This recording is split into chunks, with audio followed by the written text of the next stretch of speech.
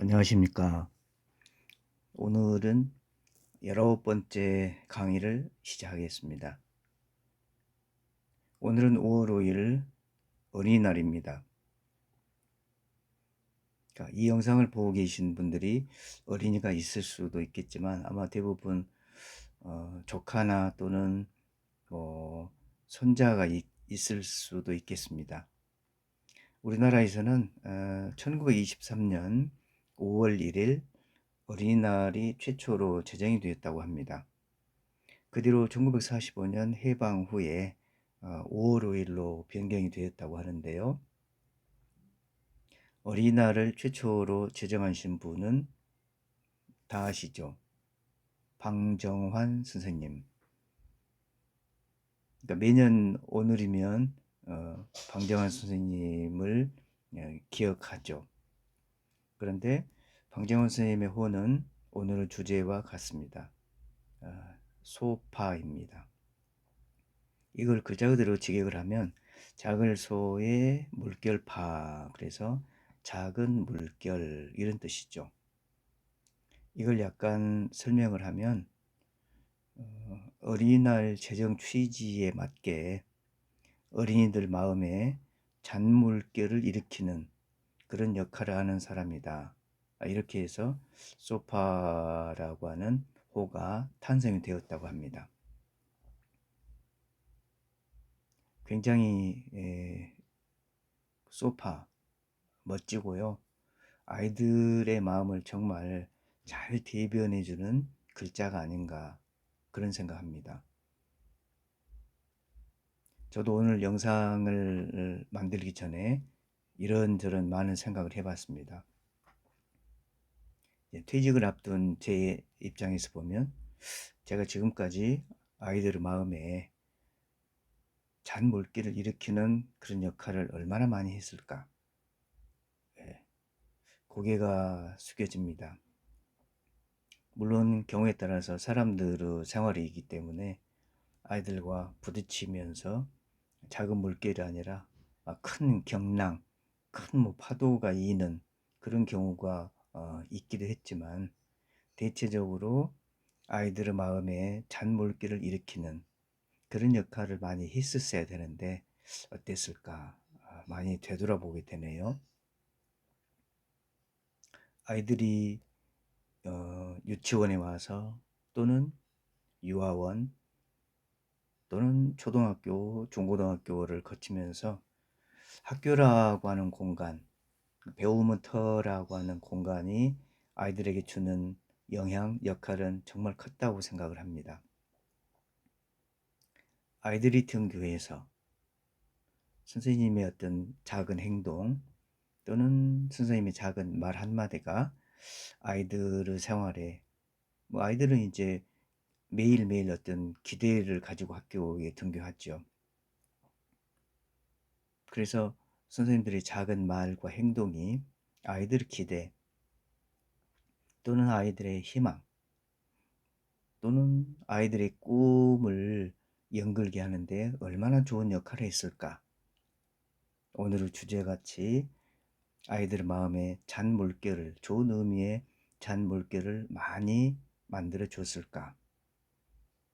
네, 이런 생각을 하면 다른 직종보다도 교직에 종사하시는 많은 분들이 가끔은 이 소파라고 하는 글귀를 생각하면 그래도 힘들지만 아이들에게 꿈과 희망과 사랑을 많이 주지 않을까 그런 생각을 합니다. 아이들이 하루 생활 중에서 선생님과 어떤 관계 맺음을 통해서 요즘 하는 말로 아이들이 서로 친구들끼리 야 오늘 선생님 때문에 선생님의 어떤 말씀 한마디 또는 선생님의 어떤 행동 때문에 나 심쿵했어.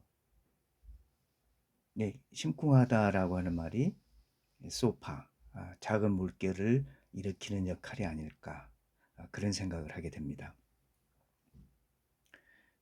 최근 몇 년 동안 교대나 사대를 지원하는 학생들의 경쟁률이 떨어지고 있는 추세입니다. 입시에서 어떤 학과의 경쟁률이 높다 또는 낮다라고 하는 것은 많은 것을 내포하고 있습니다. 그러니까 입학 경쟁률은 시대상을 나름대로 반영하고 있죠. 어떤 학과의 경쟁률이 계속 높아간다 또는 내려간다라고 하는 것은 학부모나 학생들이 나름대로 다가올 미래를 예측하고 준비를 하는 거죠. 그러니까 경쟁률이 떨어진다라고 하는 것은 그 학과가 예년만큼 못하다. 뭐 취직이나 여러 가지 측면을 고려한 거겠죠. 또는 힘들게 고등학교, 그러니까 12년 동안 공부를 해서 교대나 사대에 지원하는 경우, 특히 일반계 고등학교 이제 여고 같은 경우에는 최상위권 학생들이 교대나 사대를 지금까지 지원해 왔죠. 그런데 그렇게 열심히 해서 교대 사대를 지원하고 나서 막상 대학을 이제 마쳐야 되는데, 대학을 마치고 임용고사를 거쳐서 이제 교직에 임용이 돼야 되는데, 현실적으로 지금 현재도 각 교육청마다 차이는 좀 있을 수 있겠지만 졸업 후에 임용고사에 합격했어도 뽑는 인원이 적기도 하고 또는 정체되는 그런 현실이 있기 때문에 어, 대학에 진학을 해서, 그러니까 교대 사대에 진학을 해서 자퇴하는 학생들의 비율도 점점 늘어나는 그런 추세입니다. 물론 교직을 희망하는 선생님들은 다른 학과를 희망하는 그런 선생님보다도 여러 가지 면에서 이제 성적부터 시작을 해서 많은 것이 조금씩은 차이가 있을 거라고 생각합니다. 일단 오늘 주제에 맞게 한 학생의 사주를 먼저 소개하겠습니다. 1번 사주는요, 을해, 기묘, 갑자, 정묘, 이런 사주를 가지고 있습니다. 우리가 십신으로 학교를 정한다면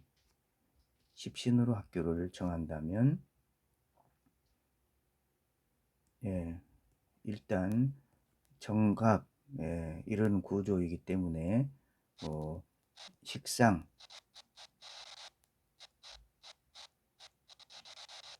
발달돼서 교육 분야로 갔다든지, 아니면 갑자, 이걸 십신으로 생각을 해서 두 번째는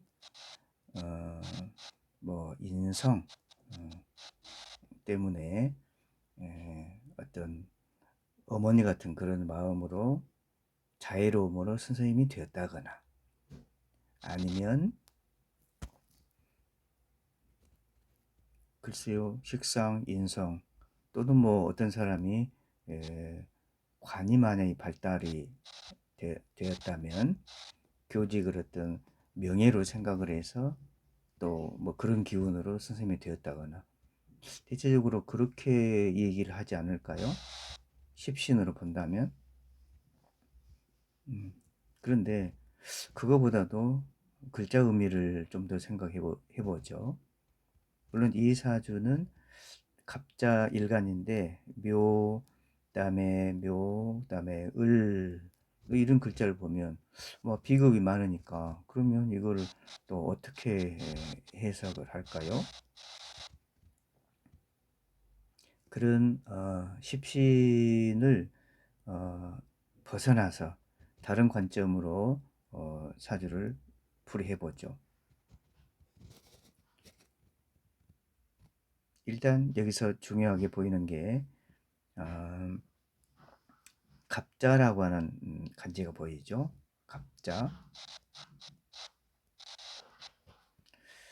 갑자는 갑을병진 무기경신, 자, 축이묘 진사오미, 이렇게 봤을 때 60갑자의 처음을 얘기하는 육십갑자의 시작이죠. 그렇기 때문에 자수 속에 엄청 물질이 많이 있는 것도 아니고, 그래서 갑자간지는 미래를 준비하는 미래를 준비하는 그런 에너지이죠. 근데 만약에 갑자간지가 물질을 얻은다, 물질을 추구하고 싶다, 이렇게 생각한다면은 해외로 가야죠. 예. 자, 그러면 여기 십신에 해당되는 것은 일단 그런 측면에서 지우고 얘기를 시작하겠습니다. 그래서 일단 1번은 갑자풀이를 방금 했습니다.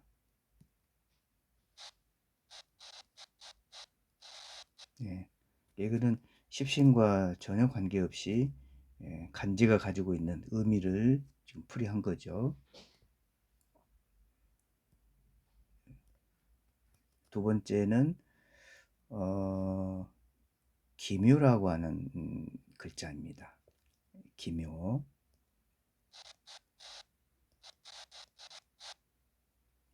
자, 기묘라고 하는 글자는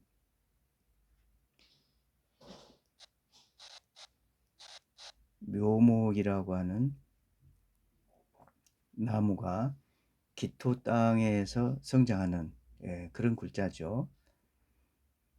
그러니까 이거를 땅이라고 한다면 기토의 땅을 뚫고 묘목이 이렇게 올라가는 그런 상황이죠. 그러니까 이 묘목이라고 하는, 원래는 이제 인목 뿌리인데 인목 뿌리가 성장을 해서 묘목으로 이제 올라오죠. 땅을 뚫고. 그래서 묘목이 기토를 뚫고 나오듯이 뭔가 학생들을 이렇게 묘목 싹이라고 한다면 학생들이 큰 기상을 품고 이렇게 기토를 뚫고 위로 성장할 수 있도록 그런 역할을 해주는 글자가 기묘죠. 경우에 따라서는 기토 땅을 뚫기 때문에 당연히 아픔은 있죠. 아픔이 있음에도 불구하고 학생들 묘목 싹을 품고 아이들이 뭔가 큰 기상을 품을 수 있도록, 큰 기상을 품고 위로 솟아오를 수 있도록 그런 땅을 제공하는 기묘. 그래서 기묘가 상징하는 것은 뭐 교육 또는 이제 땅을 뚫고 올라오는 그런 물상을 생각하면은 뭐 건설 또는 뭐 정치 뭐 이런 구조도 해당될 수 있겠습니다. 그러면 1번은 갑자가 가진 에너지 때문에, 또 두 번째는 기묘가 가지고 있는 그런 글자 의미 때문에. 자, 그 다음에 시에 정묘라는 글자가 보이죠. 자, 그러면 정묘는 어떤 의미가 있을까? 자, 묘목은 하염없이 위로 이렇게 성장하는 그런 에너지죠. 매일매일 성장하고 매일매일 변화하고 발전하고 그런 에너지가 묘목상이죠. 근데 이 묘목상은 하루가 다르게 성장하고 다양한 모양으로 좌우 확산하기도 하고 위로 올라오기도 하죠. 묘 속에 가불이 있기 때문에. 이런 어린 아이들이기 때문에 당연히 가불의 속성이 있죠. 이렇게 무럭무럭 자라나는 그 묘목, 물론 바르게 성장하는 나무도 있고 옆으로 벌어지는 나무도 있고 다양한 물상인데, 이 나무들이 제대로 성장할 수 있도록 정화라고 하는, 그러죠. 정의 의미는 여러 가지를 교정해 주고 다듬어 주는 그런 글자죠. 그 사주에 정묘라는 글자가 있다라고 하면 그 선생님은 아이들이 제대로 성장할 수 있도록, 그러니까 성장을 조절해 주는 선생님, 아이들이 엇나가거나 뭔가 학업에 충실하지 않고 일탈하거나 이런 학생들이 제대로 잘할 수 있도록 정화로 잘 다듬어주는 선생님. 그게 정묘 선생님의 역할이고, 김효 선생님은 그렇죠. 터전을 제공해주는, 아이들이 마음껏 성장할 수 있도록 나는 좀 힘들지만 내가 제공한 땅에서 너네가 무럭무럭 자라라, 이런 터전을 제공해주는 선생님은 김효죠. 자, 그러면 세 번째는 이 학생이 유아교육과에 지원한 이유가 정묘라고 하는 그런 에너지 때문에 지원을 한 거죠. 그러면 이 학생은 공부를 떠나서 이 학생의 성적으로 본다면 기묘, 갑자, 정묘, 이 세 간지의 구조가 물질을 추구하는 것보다도 나는 학생들에게 어떤 기묘 간지가 돼서 어떤 공간을 제공하거나, 아니면 갑자가 돼서 나는 물질을 추구하기보다도 계속 학문을 연마하는, 뭔가 공부하는 선생님의 모습을 보이는 그런 간지, 갑자. 그 다음에 정묘라고 하는 간지는 뭔가 이제 시주에 있는 걸로 봐서 자식이 그런 역할을 하거나, 아니면 이분이 이제 나름대로 나이가 들어서 그냥 젊을 때는 기묘로서 그냥 공간을 제공하는 그런 역할이었다면, 나이가 들어서는 아이들이 더 올곧게 자랄 수 있도록 전정해주는, 성장을 제대로 성장할 수 있도록 조절해주는, 예, 반듯하게 자랄 수 있도록 역할해주는 뭐 그런 교사의 모습을 보이겠다, 이런 성정이 있죠. 또 만약에 이 학생의 경우에는 없지만, 만약에 계묘라는 에너지가 있다, 계묘라는 에너지가 있다면 또 계묘의 역할은 또 다르죠. 네, 계묘는 묘목 싹이 무럭무럭 자랄 수 있도록 개수가 어떤 분산 작용을 해주는, 그러니까 봄의 묘목이죠. 봄의 묘목이 잘 자랄 수 있도록 수기를 제공해서 성장을 최대한 돕는, 그러니까 아이들의 성장을 돕는 교사라면, 계묘라는 간지가 있다면 그 선생님의 성정은 잘 자라라, 내가 너네들에게 계속 물을 공급하고 너네들이 지치지 않도록, 학교 생활에서 힘들지 않도록 내가 계속 잘 돌봐주겠다, 무럭무럭 자라라, 성장을 돕는 교사라고 한다면 계묘라는 간지가 어울리겠죠. 또는 여기에 포함되지는 않았지만 경자라는 간지가 있다면, 경금은 열매인데 열매가 이제 수기에 풀리죠. 열매를 더 확장시킨다거나 이게 아니라 내가 가지고 있는 열매를 내가 후대를 위해서 제공하겠다, 수기에 풀겠다, 이 말은 가진 것을 아이들에게 다 내놓는, 그러니까 아낌없이 아낌없이 많은 것을 제공하는 교사,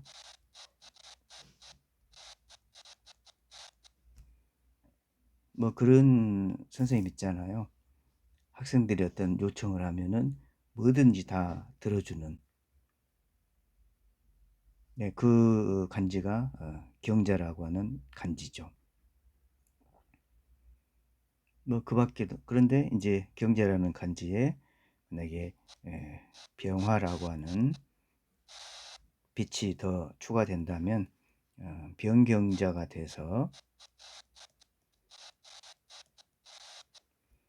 뭐 교육, 뭐 성악, 검찰, 뭐 경찰, 뭐 그런 에너지로 쓰이기도 하죠. 자, 그래서 이 학생은 갑자, 기묘, 정묘 이런 에너지가 있어서 다른 학과보다도 유아교육과를 지원하는 게 가장 옳은 선택이었다. 그러니까 이 학생의 성적으로 본다면 학생들의 마음에 매일매일 잔물결을 일으키는, 매일 아이들의 마음에 심쿵을 아이들이 심쿵할 수 있도록 그런 역할을 하는 선생님이 아닐까, 이렇게 생각을 합니다. 두 번째 사주는요,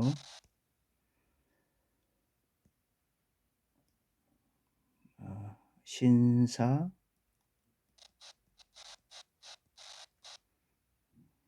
병신,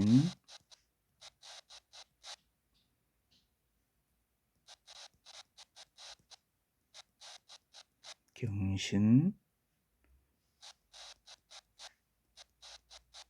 갑신, 자, 이런 구조의 사주입니다. 뭔가 지지 구조가 좀 특이하죠. 네, 신신신 이렇게 되어 있습니다. 이걸 십신으로 풀이를 한다면 어떤 해석이 나올까요? 당연히 비겁이 많고 뭐 그런 말이 나오겠죠.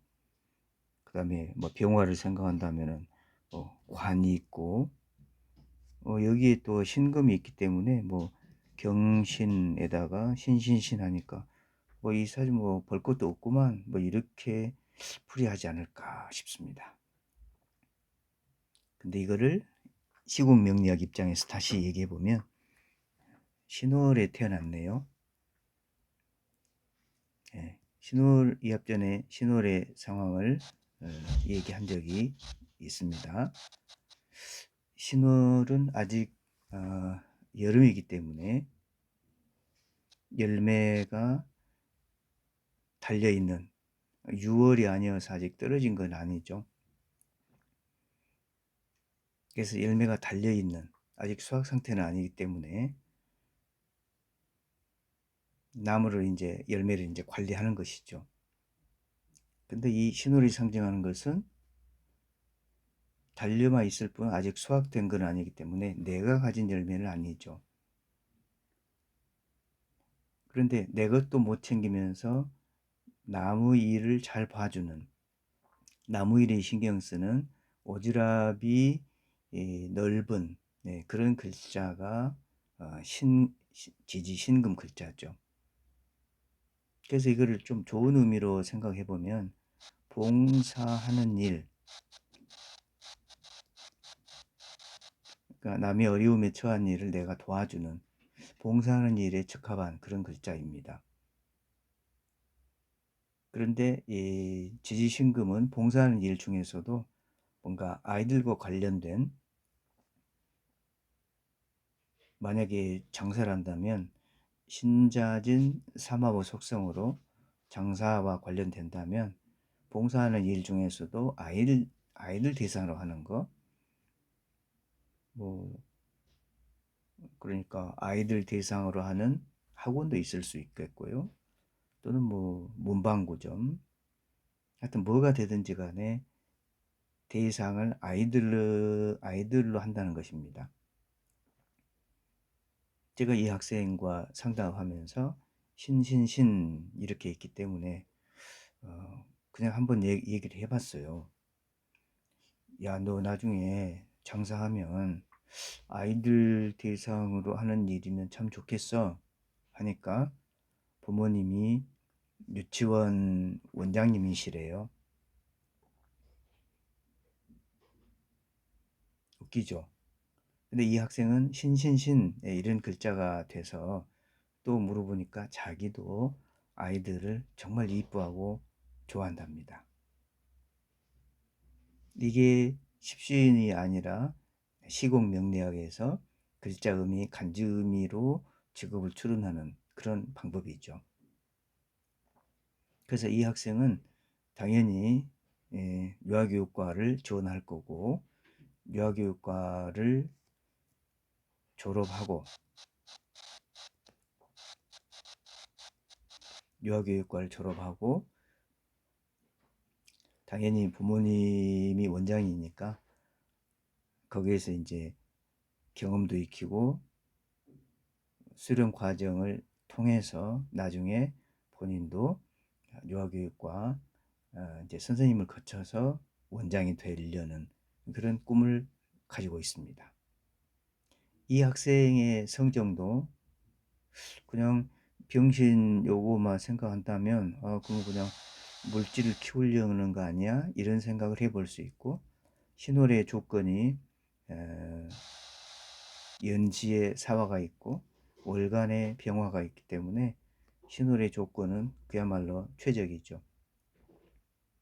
이 의미는 조상 부모의 덕이 있다는 것이고, 이 학생은 신신신 이런 에너지로 유아교육과에 진학을 했고 나중에 당연히 이제 그 길로 쭉 가겠다는 그런 의지고요.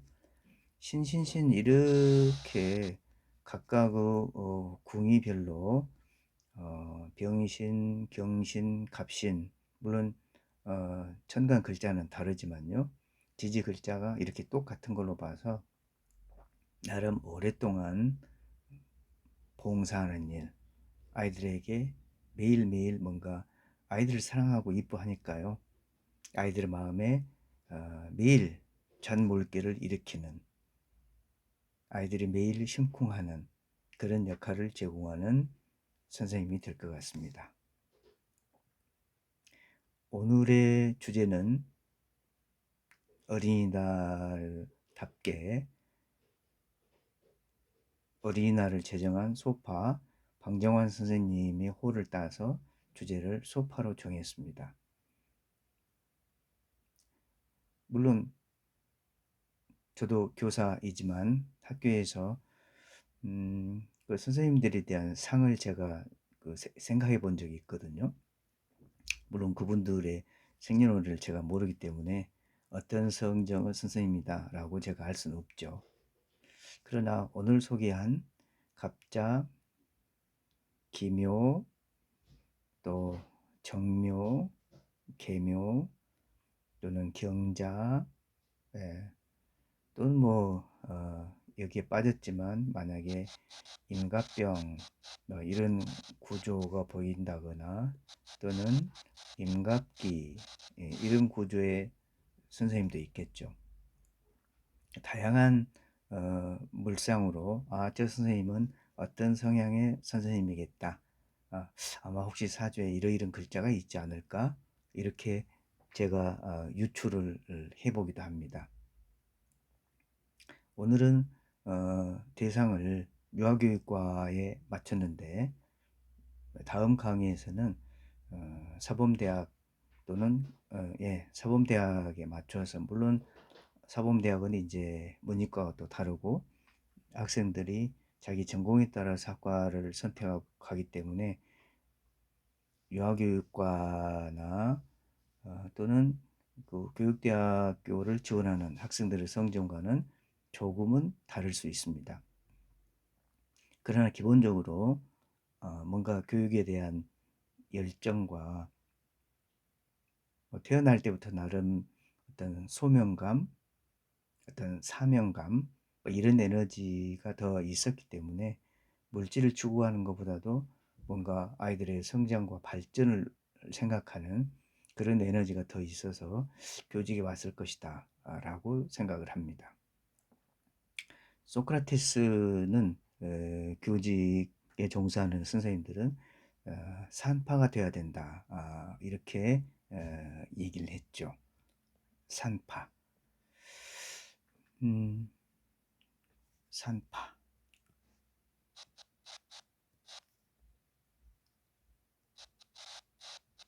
산파 요즘에는 이제 그런 명칭이 있는지 모르겠지만 조산원, 그러니까 아이 낳는데 도움을 준다라고 하는 게 이제 산파의 의미죠.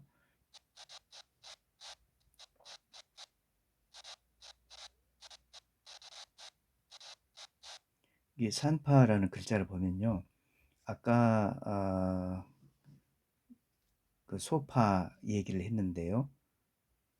틀렸네요. 파가 이 파가 아니라 삼수변을 써야 되죠. 그러니까 물결파 밑에 여가 붙어 있는 그런 글자죠. 그러니까 이 파라고 하는 글자가 할머니 파자예요. 그래서 나이가 많아서 이제 나이가 많으면 주름살이 많이 들죠. 그래서 주름살이 파도처럼 많이 생겼다. 그래서 할머니 파자입니다. 글자로 보면. 그래서 소크라테스는 산파를 미드와이프 이렇게 얘기를 했는데요. 다음에 소크라테스가 얘기한 산파에 대해서 강의를 하겠습니다. 자, 오늘 강의는 여기까지 마치죠. 감사합니다.